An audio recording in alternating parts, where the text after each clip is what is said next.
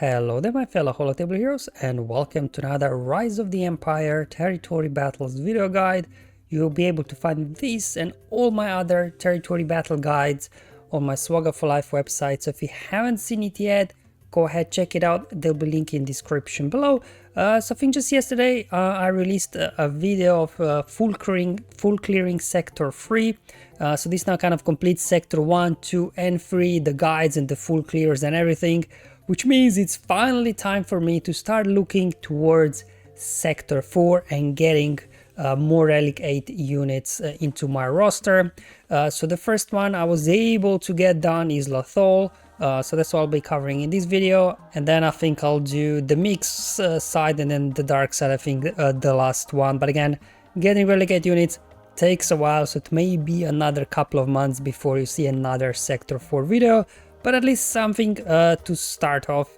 So as always, initially just quickly go through the modifiers for the planet and what battles we'll have, and then show you the battles for each of the missions that I done myself. There'll be YouTube chapters below if you want to skip through to the battles. Otherwise, let's start by reviewing the bonuses we get when we do field operations. Now level 1 and level 2 are not really that amazing, but level 3 is pretty nice because whenever we critically hit somebody, we call a random ally to assist, so just giving us really more their attacks. So actually level 3 I think is worth getting if you can. Level 1 and 2, nice to have, but not that impactful.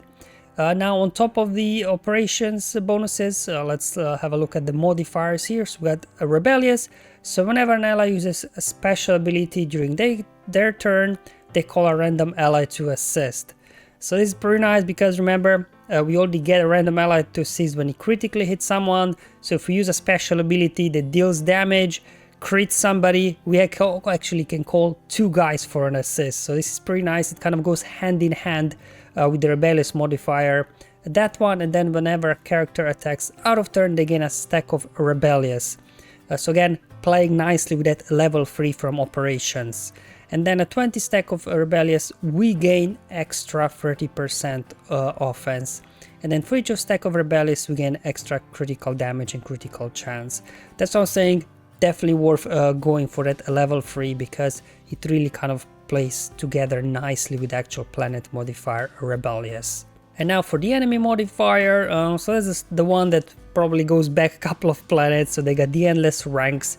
So they do get, I think, is it 5 revives shared among the team. So you can prevent these revives though, so something worth mentioning. So if you are using any units that can do that, like I'll show you in one of my battles, you can get through these endless ranks actually faster.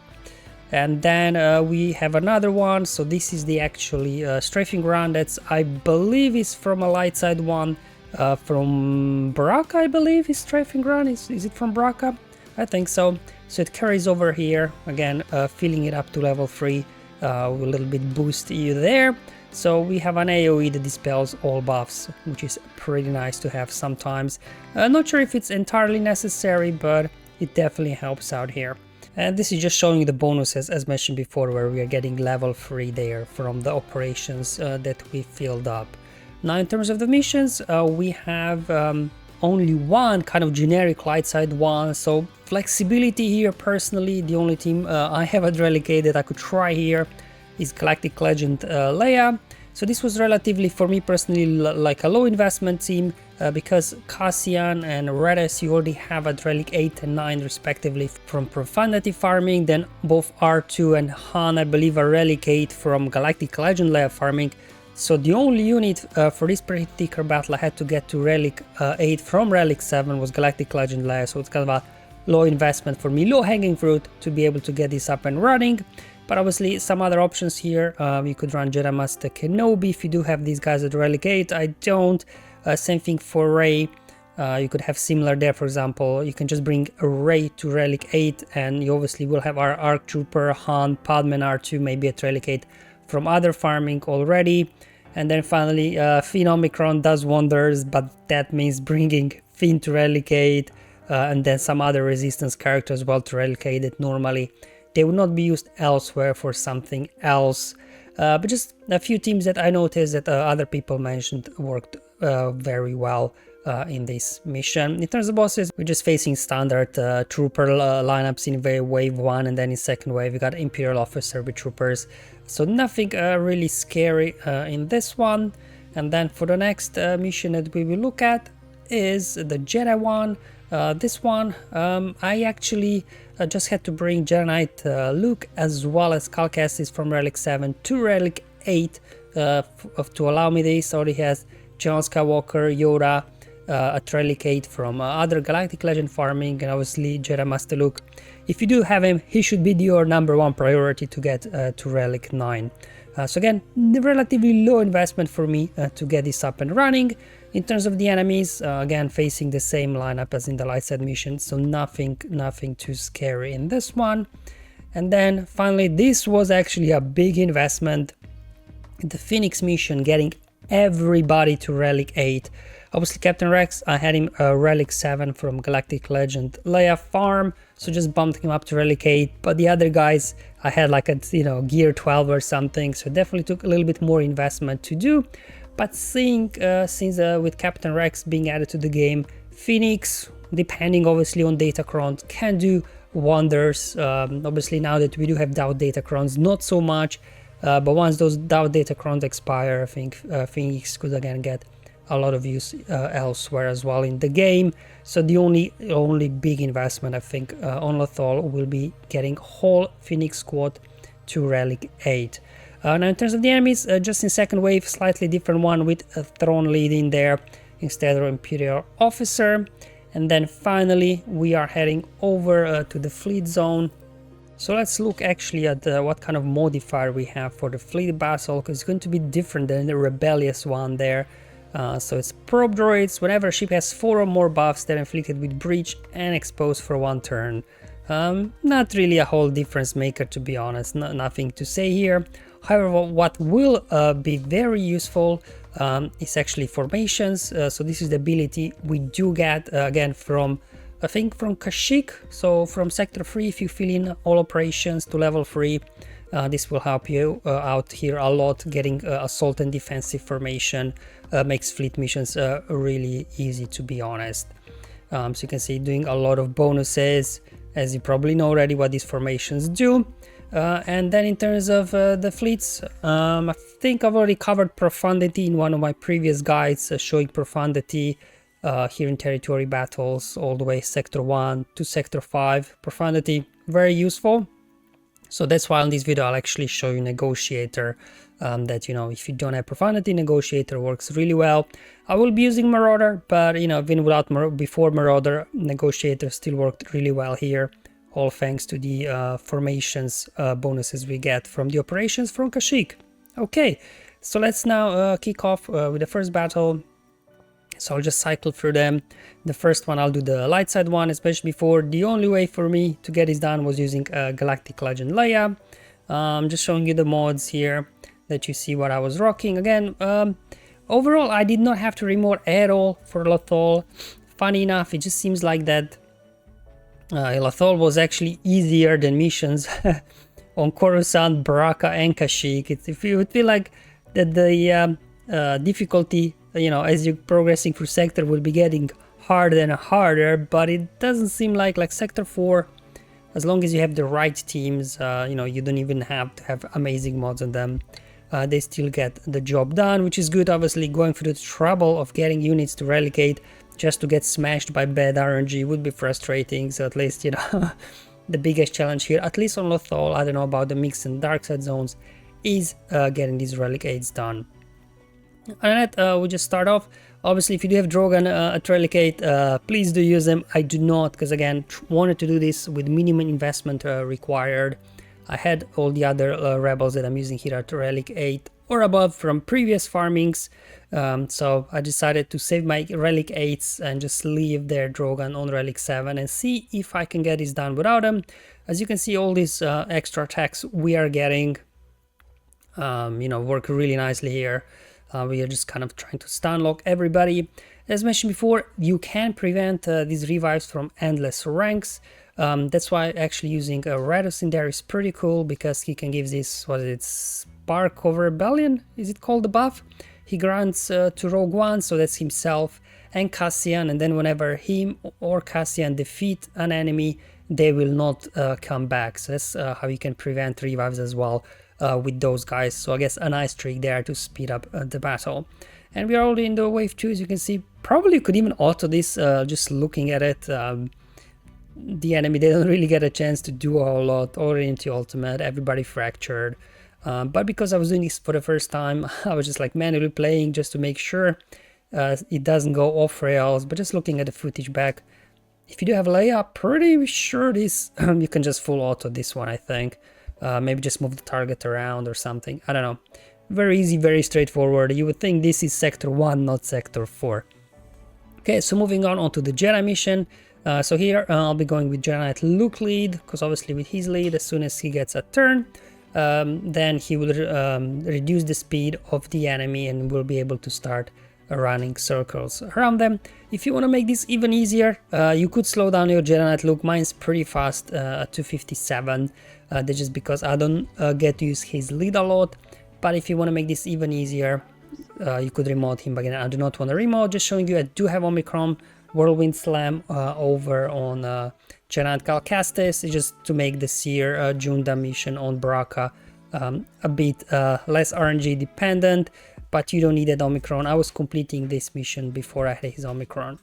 Okay, so it's good to have Jedi Master Luke in here, just that he can outrun the enemies, use Hero's Arise, look at all those assists. So the Luke gets a turn, he gets a mass stun out there, immediately reduces speed on everybody, and now we are off to the races. Okay, now unfortunately this team, we do not have ways to prevent revives, so we'll have to get through these guys a lot. So just try to pick on one target and just keep taking them down over and over again until you actually exhaust those revives. So that's the overall idea here. We'll just keep going. I guess if you would be using General Skywalker lead, you would be preventing revives, but I'm not sure with guest lead you would be able to actually win this. I don't know. Did anybody try? Let me know. So you can see we are finally burning for all these revives. I think enemies yet to get an attack out there. We're completely wrecking them because they're so slow. And we'll just, you know, keep smashing them, getting all these assists. You're gaining so many turns. Already into wave 2. Which again, we just have a standard Imperial Officer lineup, nothing really too crazy here. However, they are a little bit more durable. They got extra bonus protection to start off. The good thing is, Imperial Officer, he's not an Imperial Trooper, so he does not get the benefit of endless ranks. So you can just pick on him first, get him down, so then you have one enemy less to worry about in case they do start getting attacks off. There we go, we'll just keep going.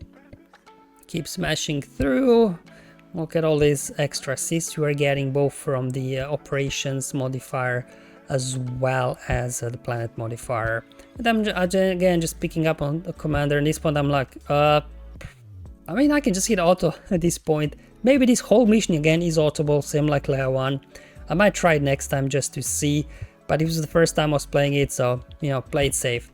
And now for the Phoenix one, like, this was the first time I was trying the Phoenix mission, so I didn't know how difficult or easy it was. My Phoenix, aside from Captain Rex, you know, they don't have that amazing mods, just showing them now that you can see. But I said, you know what, let's first try, like, can I get this done without remodding? Because, you know, we all probably don't like remodding if we don't have to. Just because we don't have in-game kind of, you know, big snapshots of loadouts that you can just with one button move lots of mods around. It's just a very tedious process of moving mods one unit at a time. Anyway, they get the opening sequence, so they are faster out of the gate. But then as soon as we get going with Captain Rex, you know, the turn meter here is strong. I just hit full auto straight at the beginning and just see how this one will go. As you can see, we're already burning through all the endless ranks already. So this is where I kind of took it off auto. I just wanted to make sure I do have Rex's AoE days available to be used at the start of next wave, because remember with Throne Lead, whenever we land debuffs on them, they will be gaining bonus turn meter. So it's important to try and get the days out as quickly as you can in the second wave, so you can then actually get your plays going, so you don't have to worry about them gaining a bonus turn meter. Okay, here we go into the next wave, and let's go and see the turn order here. Oh, perfect. Rex is going first, locking in the days already. So actually I was quite lucky there to finish off wave 1 that Captain Rex had full turn meter, so he was able to go first, land the days so they can't gain bonus turn meter, and then just hit auto again. So I was really surprised that actually how easy this Phoenix mission was. Did not have to remote at all. And let's finish off with a fleet mission. Again, not challenging at all, like Negotiator or Profanity. Get this done with ease thanks to the formations, assault and defensive formation abilities we do get from filling operations on Kashyyyk. You don't need to, if you don't have Marauder, you don't have to use Marauder in there. That's okay. You can just maybe use whichever ship you want, to be honest. And then you just get your plays going. There we go. Then dispel, obviously it will come back because of the target lock, so you can't really dispel the taunt on the bomber. We'll have to take it down, bringing in Plo Koon, so we can go ahead and boost the turn meter to the team. Then we do an AoE, get more buffs, which gives us breach and expose. It's funny, right, how the modifiers on these missions always trouble us more than the enemies, because they don't really have ways of getting many buffs. But anyway, here we go, using assault formation, which resets cooldowns on our ships, as well gives us some turn meter, so we can then keep going. It also increases the damage, which should allow us to quickly boost the team. Looks like they don't have their ability maxed out, because when here the TIE Interceptor reinforced, it did not dispel our buffs, which this makes even easier. Hitting assault formations again, blowing through TIE Interceptor, finishing off TIE Fighter pilot as well. And this completes now all the missions I have for you here in Lothal. So overall, definitely Lothal seems quite easy compared to obviously even Coruscant in Sector 1, and definitely much easier than Bracca there in Sector 2, and as well Kashyyyk in Sector 3, which is good to see, because obviously when we put all this effort to getting our teams to relegate, the last thing is want is getting smashed in our face. Obviously I'll have to wait and see how the mixed and dark side planets are here in Sector 4. Whenever I have enough of Sector 8 units, it'll take a few months to get all that up and running, but at least in the meantime I wanted to share with you Lothal. So if you are looking forward obviously to getting your relegate teams built up, that you can at least see you know, what I tried and which ones work well. Thank you for watching. I'll see you in the next one, but until then, have fun, enjoy life, and may the RNG be with you, my friends.